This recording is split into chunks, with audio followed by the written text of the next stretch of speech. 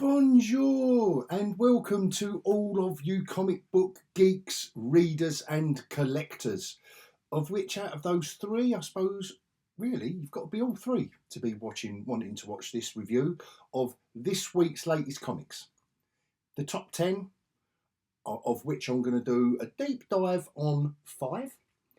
And I've got a little whinge of the week, but I'll see how we get on with the top 10, and I've got it here to include, but do you know what? I might do a separate video on it. Now it's here in front of me, so I'll leave that as a little bit of a... Before I get on with it, I apologise for the tardiness of my reviews of late.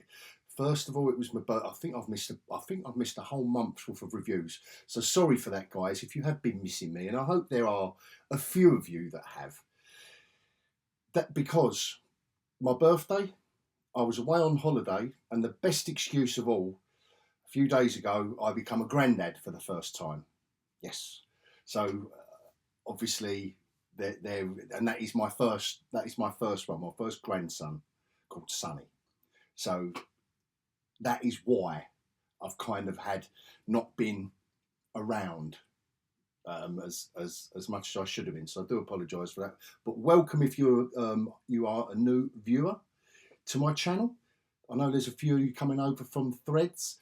Get over there if you get over onto Threads if you like your comics and you like a positive community, because it really is good over there. I'd also like to thank Freddy. I was, for the first time in 2 years on YouTube, someone actually invited me onto their channel. So if you missed it, I'm going to put a link into the thumbnail, whatever you call it, the description of this video, for DMV Comic Book Nerds. Freddy over there. Hiya, Freddy, and thank you so much for my first invite to discuss comics on someone else's channel. So really enjoyed myself.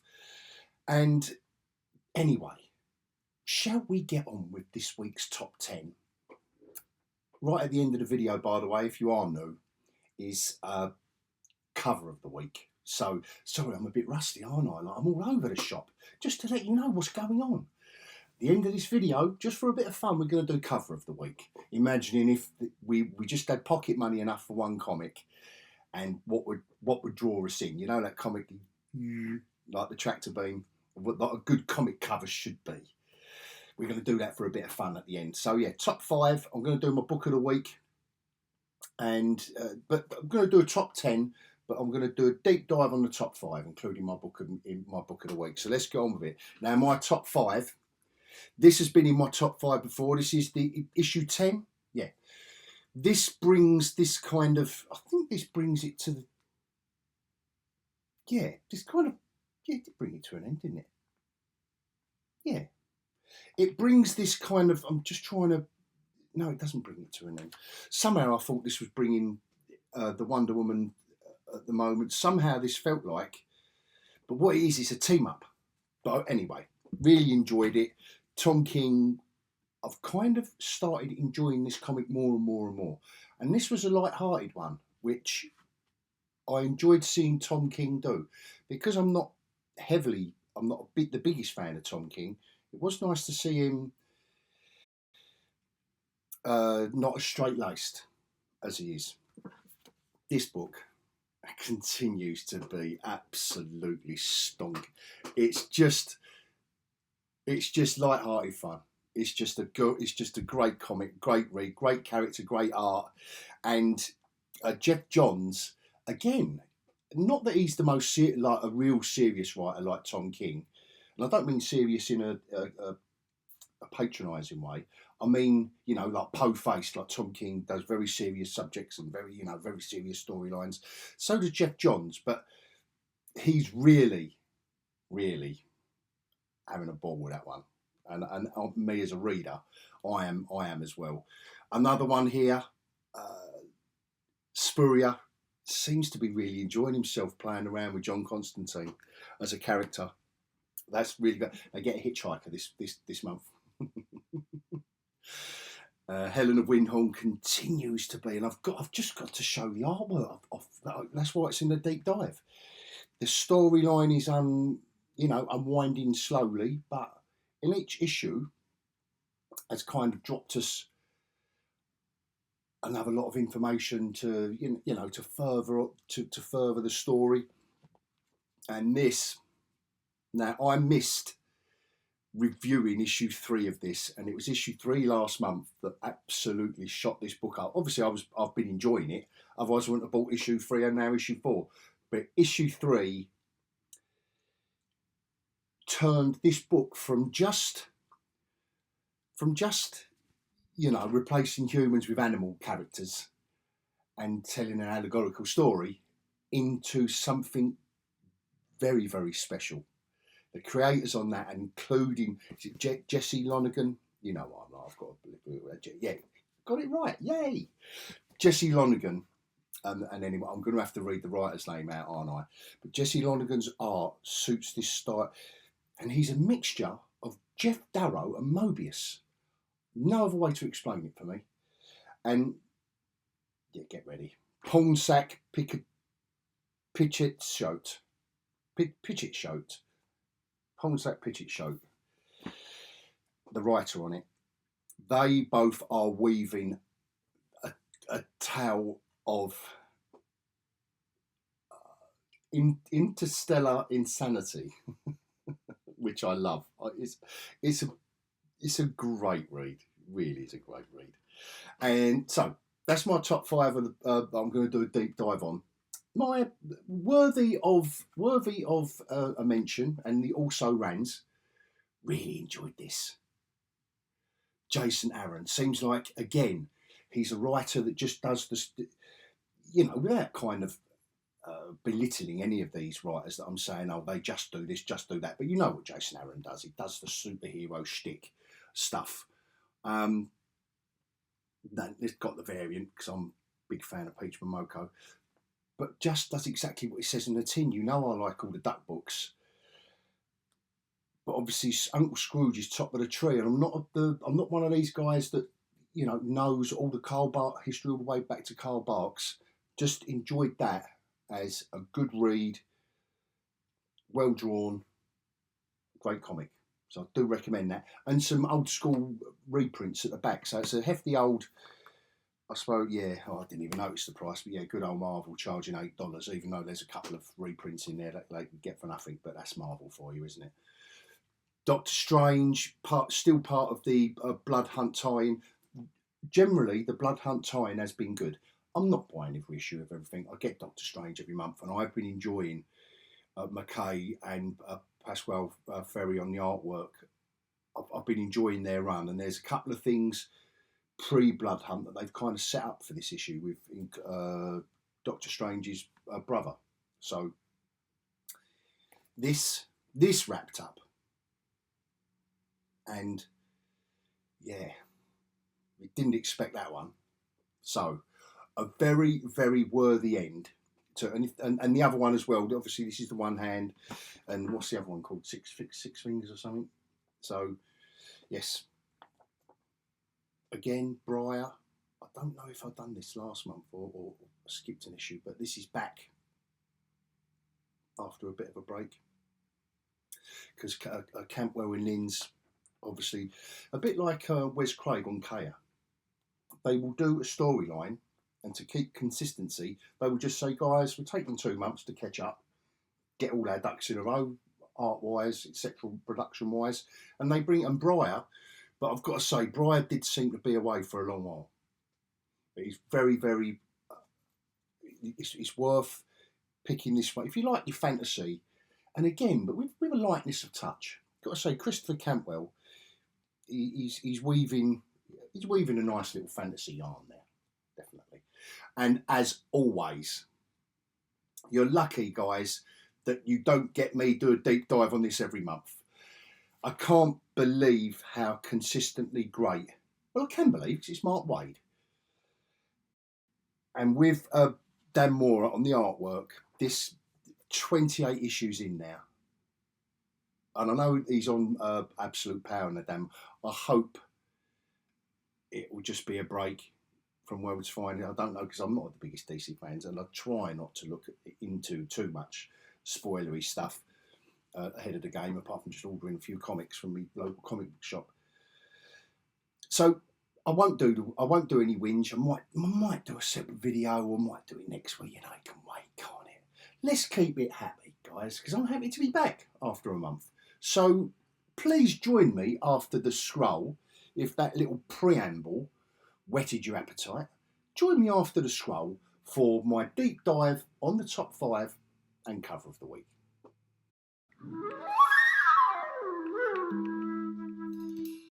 All right, let's get on with it. Deep dive on the top 5. First up, Wonder Woman. And yes, it was. This does end with this issue, but it confused me because it says at the end of this story to be continued. But no, this does bring. It brings the ladies into the equation. Really enjoyed it, and you'll see why in a minute. Wonder Woman finds herself. I don't know what island this is actually. Anyway, and the 3 Wonder Girls, old Cassie, Yara, and Donna, are after her, and look who appears in this issue. Anyway, this is what I really enjoyed. You can guess what she's just walked herself into.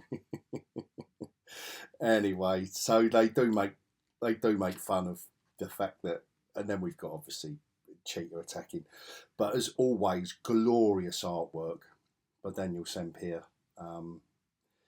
But Tom King does take a different approach. I love this going on here. Because she's hungry. She's on this island. Yeah. Because sorry, I read this a few days ago. So I've read more comics since. So yes, she's obviously just. Anyway, look at these action. Don't really give too many spoilers away. Invisible Jet, as you've obviously just mentioned, they deserve their own series. To be fair, the 3 Wonder Girls, as I call them, and they obviously they're after tracking down where Wonder Woman is after all her travails in the past few issues. But yeah, this is just glorious stuff, and actually. Die and be chewed, no thank you. Tom King was having a blast with this issue. I have just got to make a note of the colourist actually. I have seen this name before and not been able to pronounce it. Tomeu Mori.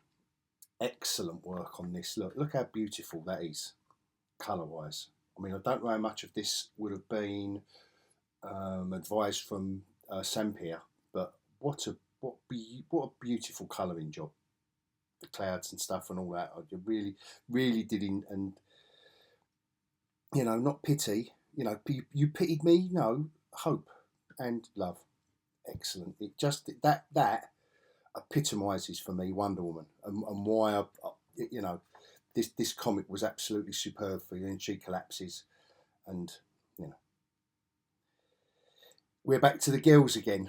So you've got the 2 halves to this. You've got the 2 halves to this storyline. But what I'll do is I will leave it there because I think I've shown you enough.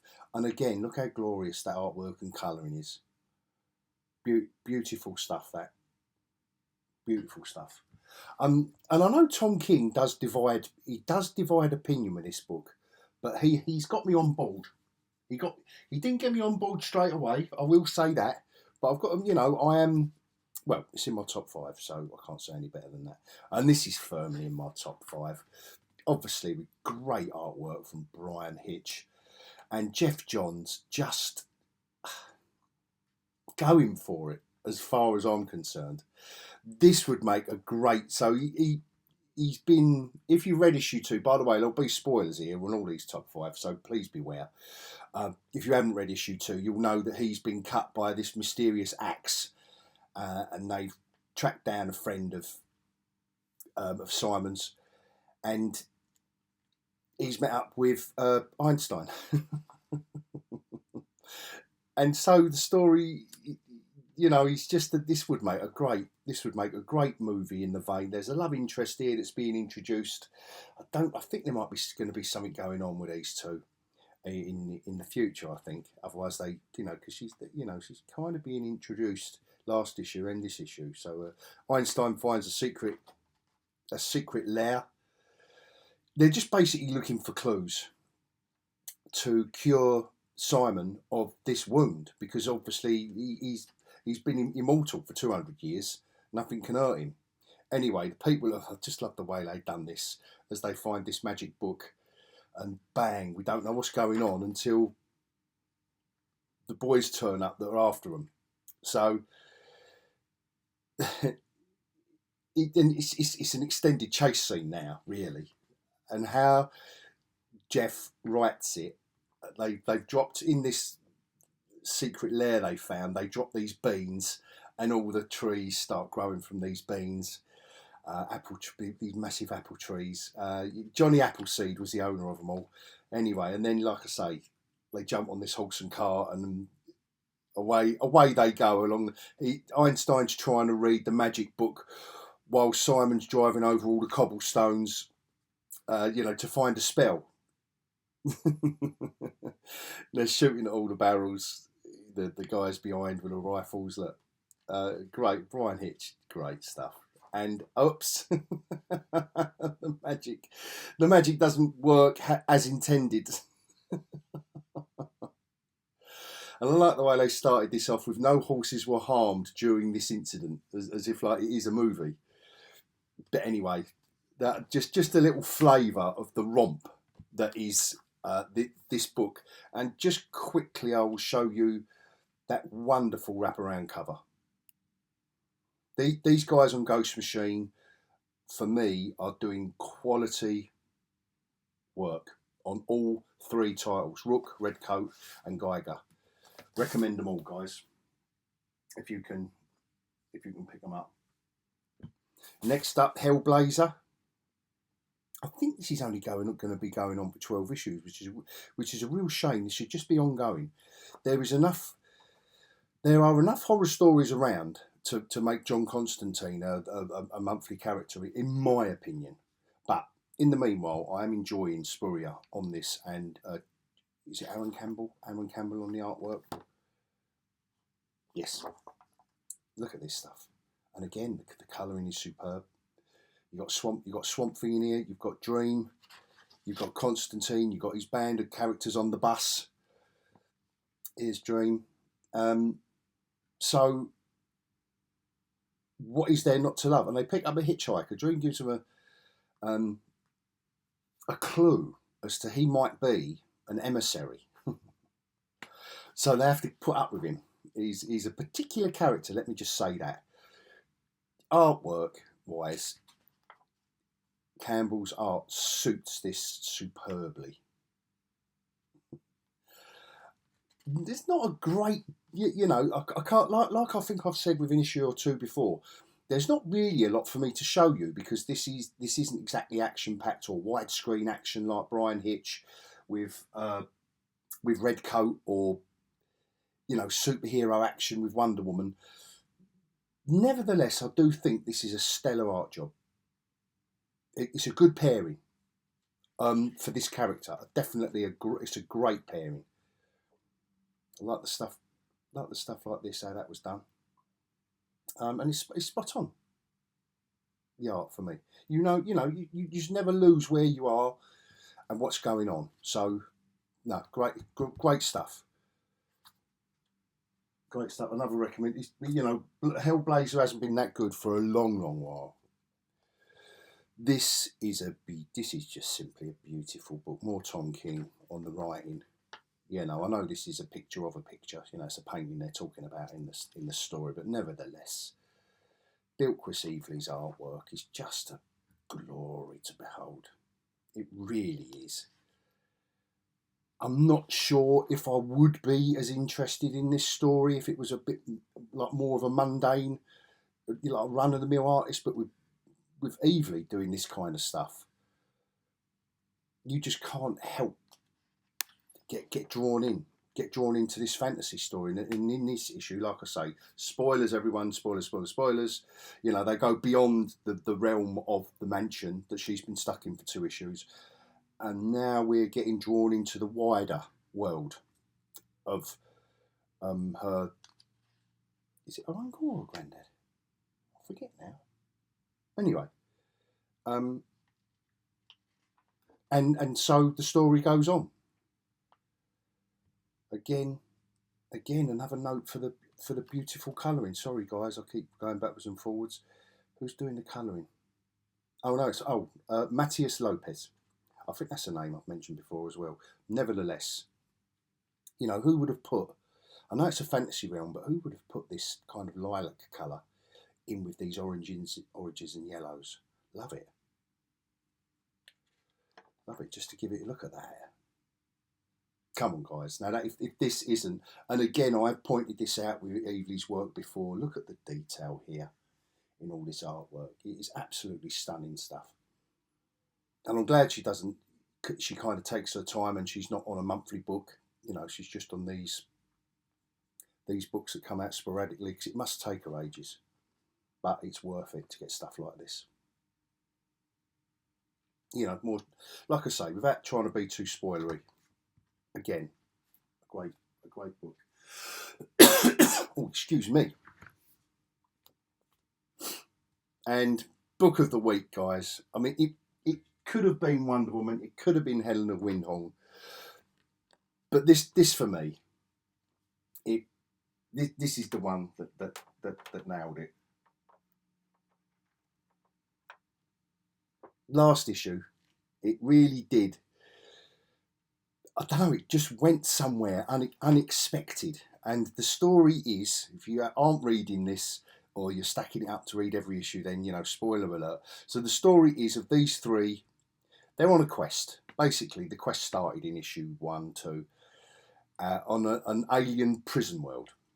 And then the bonkers stuff just ensues from there. They're looking for the captain, and I think one the captain and Doc, the two humans. Yes, on board the ship. And look at this stuff. So during this quest, obviously on this alien prison world planet, there's just all this different stuff. I love this imaginative science fiction. I love it. This isn't just a run of the mill tale of and like I say, an allegorical tale replacing humans with animals. This really is something more. And they find the kidnapper, who they've got the scent of, which was a nice way of using the fact that they're using animals, if you know what I mean. Because they've been following the scent all the last issue and a bit of this. And, you know, chase scene, look how nice, look how beautifully it's done. Love his artwork. Alien at the control of a, you know, but I will leave it at this panel. I'm just going to let you, this is what, so the kidnapper who's after them, who they're after, he turns round, and we don't know anything about this character. We don't really even know what he's doing here. But they're going to crash into this. But for some reason, he doesn't allow it and does that. But look at the artwork on that. What I would love to know where Jesse Lonergan got the reference for that. There must be a model kit or something with the instructions, because unless this couldn't have all been from his fevered imagination. So if anyone, or perhaps if he ever, you know, watches my videos, but I will leave it, just let you soak that in for a little bit. Look, we've got our characters here, look, whoa. And it is trippy. The last issue was trippier, to be fair, than this one. There we go. There we go. So that is my book of the week. Science, sci-fi, you know, it's not just a funny animal book. It's good science fiction, everyone. It really is. As far as covers go, no, it's not gonna. Yeah, you've got your aliens, but no, I don't think we're going to even consider that in book of the week. We are going to, with this beautiful fantasy artwork, we've got with dragons and big swords. We've got, I know it's a wraparound, but we'll just take that in just for Brian Hitch's artwork and this wonderfully electric blue colouring. Wonder Woman, I think that's a fantastic Fantastic cover. Now, I know Doctor Strange wasn't in my top 10, but it was out this week, and I think that Alex Ross art, obviously with the vampire, you know, I just think that is a moody, you know, where he's in the corner up on the ceiling. Love it. Love it. A bit of Mora. Just like that bit, Papa Hungry. I thought that was one of the more action-packed covers for Ultimate Spider-Man, to be fair. Not that, you know, but at least Spider-Man's beaten up, and we all know that's Kingpin. So I think that's a pretty good cover, because there have been a couple of bland ones. Now, bland that isn't. Gun Honey normally does some very, very how can we describe them? Saucy covers to sell their books. And, you know, at the end of the day, this is exactly what they do. It says on the tin, is what they do. And that is a good cover. I think I have recommended Gun Honey in the past. It is a good read, despite the TNA. That is a good read, and it's a good cover. And I think that's maybe all right. It's Superman and Batman. It's always going to sell a comic, but I think you needed a better known villain on there. That is also Glorious by Sampere, but you know, you've got the cheetah in the back, but I still think that's a bit static. But they are letting you know who's in the book, so I'm not saying it's a bad cover. We are going to leave that there, and this Gun Honey one's going to take a lot of beating if you want to sell a comic, as far as I'm concerned. Really, that is nicely moody and evocative, but should we keep that there? Yeah, we'll keep it there, I think. Yeah, moody and evocative. I don't think this is, you know, the wraparound. The art is great. Let's just have one more look. Look at that. Glorious. Glorious. But, you know, you're relying on the front cover, aren't you, in Spinner? So what do we do? Do we go? I think it's nearly there. Is it too obvious? Is it too static? I think so. I think so. So I think it's going to be out of these two this week. And I know they're not exactly the most action-packed of covers, but moody, evocative, magic. I think it's just beaten to the post by this beauty. Evie's artwork again. So that is my cover of the week, guys. If you have stuck with me this far, thank you so much. If you're one of my sexy subscribers, you know how much I love you. And I will hopefully see you soon. Please leave a comment or a like in the old algorithm for me. It always helps, you know it does. And I will see you, hopefully, on the next video. Thanks again, guys. Adios.